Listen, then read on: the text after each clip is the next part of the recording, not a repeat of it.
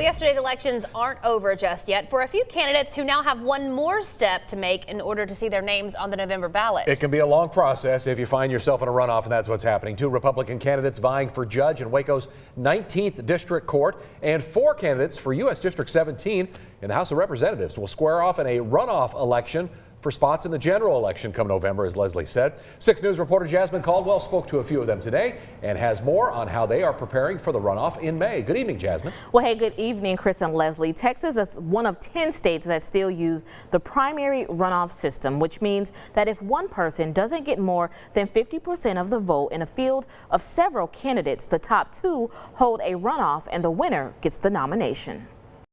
There were winners and there were losers on Super Tuesday, and there were candidates like Christy DeCluitt and Thomas West who still have some campaigning to do. Very humbled, very enthusiastic. We won all the voting. We won the absentee ballots, the early voting, and the actual election day. And so I'm really looking forward to going to the next step in the runoff. Perfect. DeCluitt and West are looking to replace longtime judge Ralph Strother as 19th District Court judge. They will have to go head-to-head in a runoff in May.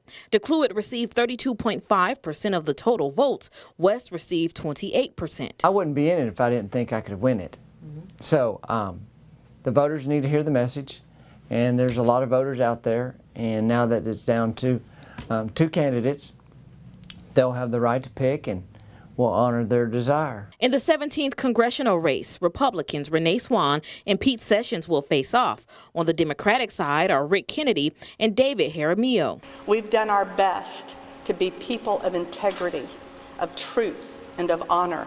And I believe that we will see the rewards of that labor, even as we move forward in unity to serve one another.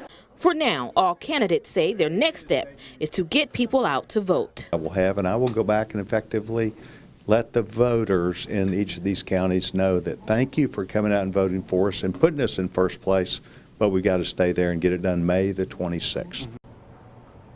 It's important to note those who did not vote at all in the primary may vote during the runoff election. The runoff election is May 26th. Early voting starts May 18th. Chris and Leslie. All right, Jasmine Caldwell live in studio, and voter turnout is usually low for those runoffs, so your vote will be even more important.